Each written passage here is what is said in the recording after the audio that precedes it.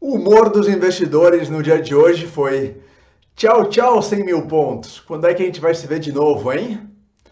Boa noite a todos e todas. Bem-vindos ao seu resumo diário de tudo o que aconteceu no Brasil e no mundo que afeta o seu dinheiro e os seus investimentos. O resumo com Bernardo, comigo, Bernardo Pascovitch.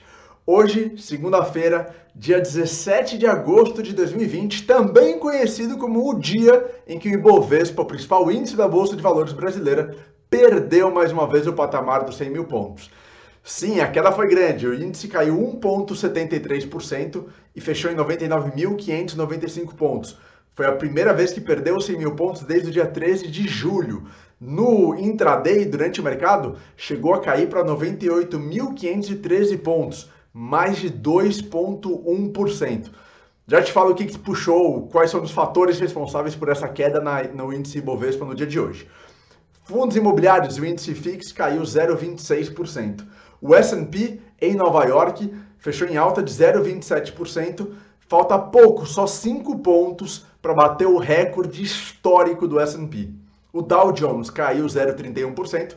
Nasdaq subiu 1%, mais um recorde histórico em 2020. Já são mais de 30 recordes históricos atingidos pela Nasdaq nesse ano. VIX, índice de volatilidade, caiu 3,17%. Dólar no Brasil subiu forte, subiu 2,54% para R$ 5,50, maior valor desde o final de maio desse ano. Petróleo tanto o WTI nos Estados Unidos quanto o Brent em Londres, os dois fecharam em alta, acima de 42, 45 dólares. Vamos lá, o que aconteceu no dia de hoje no Brasil que puxou essa queda do Ibovespa? Primeiro lugar, vencimentos de opções sobre as ações. Segundo lugar, essa crise, esse temor do descumprimento do teto fiscal pelo governo. Terceiro ponto, queda das ações dos bancos. Os bancos representam, tem uma grande participação no índice Ibovespa. E aí essa queda também dos bancos puxa o Ibovespa para baixo, tá? Primeiro, vencimento das opções. Tem muita gente alavancada. O que é alavancada? Muita gente que vende mais do que tem, né? Simplificando aqui bastante, ou vende posições que não tem. E aí no dia de hoje, que a data é o vencimento das opções, essas pessoas, dependendo da negociação que elas entraram, elas precisam comprar os ativos pelo preço que foi estabelecido lá atrás. E aí, muitas vezes, elas compram por um preço muito ruim, porque essas opções, a gente fala que viraram pó, perderam valor, então elas compram porque elas são obrigadas pelo contrato de opção, e aí imediatamente vendem o que elas compraram. E aí você força ainda mais um movimento de venda de ações, puxando o índice para baixo. Foi bastante o que aconteceu. Tanto é que o volume normal de negociações na Bolsa Brasileira, diário, tem sido entre 25 e 30 bilhões de reais. Hoje o volume chegou a 45 bilhões, muito por conta dessas negociações das opções. Segundo ponto, teto fiscal. Essa crise de preocupações com o respeito ou com o descumprimento do teto fiscal do orçamento brasileiro. Isso vem se arrastando desde a semana passada. A gente teve notícias na sexta-feira, depois do fechamento do pregão, de uma possível saída do Paulo Guedes como ministro da Economia, sendo substituído pelo Roberto Campos, presidente do Banco Central, e isso, claro, renova as preocupações sobre o futuro da política fiscal brasileira, da agenda liberal, de privatizações, de reformas na economia brasileira. Tudo isso assusta os investidores e acaba também puxando para baixo tudo isso.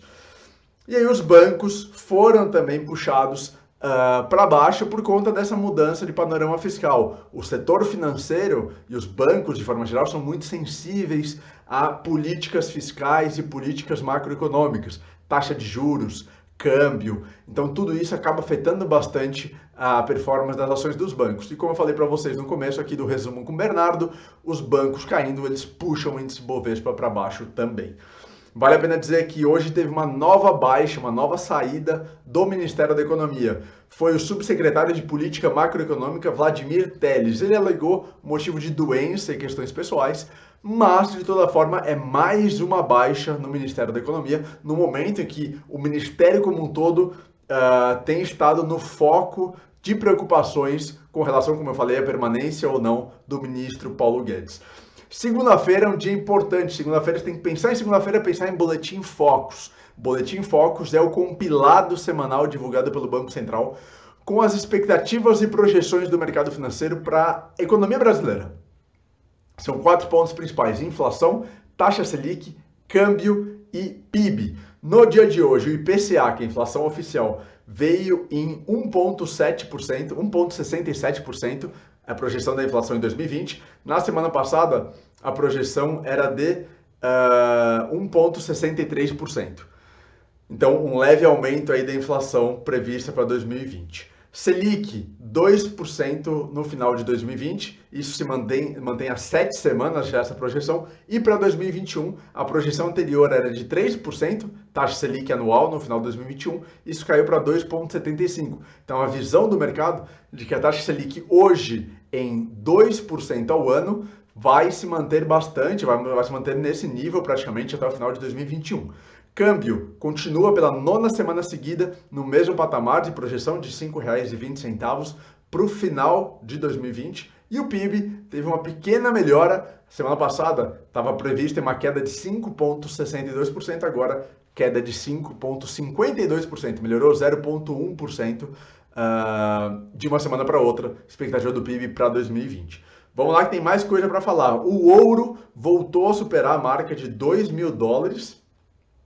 Tinha batido há 2 semanas, na semana passada teve uma queda grande do ouro, voltou a renovar essa marca importante, psicológica, dos $2.000, muito porque o yield, ou a remuneração dos títulos públicos dos Estados Unidos, no longo prazo, voltaram a cair. Então, para o investidor que busca um ativo conservador, um ativo mais seguro nesse momento, os títulos públicos americanos são tradicionalmente um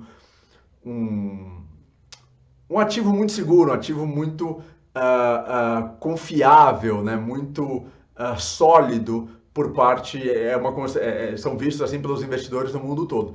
Mas quando a remuneração desses títulos públicos cai, os investidores preferem migrar os seus recursos para outros títulos também muito seguros, ou outros ativos, na verdade, muito seguros. E aí o ouro, tradicionalmente e historicamente, é visto como um ativo muito seguro de reserva de valor. Por isso que a cotação do ouro aumentou com essa maior demanda.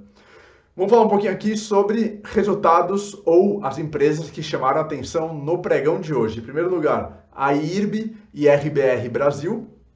IRB Brasil e RBR3, a cotação, o ticker, caiu 2,28% porque a empresa fez uma nova representação ao Ministério Público do Rio de Janeiro sobre as irregularidades fiscais que foram encontradas nesse ano. Toda essa crise do IRB, da IRB, em 2020, muito por conta dessas irregularidades que foram encontradas em 2020, e aí mais um passo da empresa, de alguma forma, querer se recuperar dessa crise de confiança do mercado e sanar todos os problemas contábeis e fiscais. Então, foi uma representação contra esses desvios e manipulações contábeis, e a empresa reafirmou que vai cooperar com o CVM, com o SUSEP e com o Ministério Público para apurar tudo que for necessário e tiver que ser apurado. Mesmo assim, a ação caiu hoje com mais preocupações com relação a essa situação fiscal e contábil da empresa.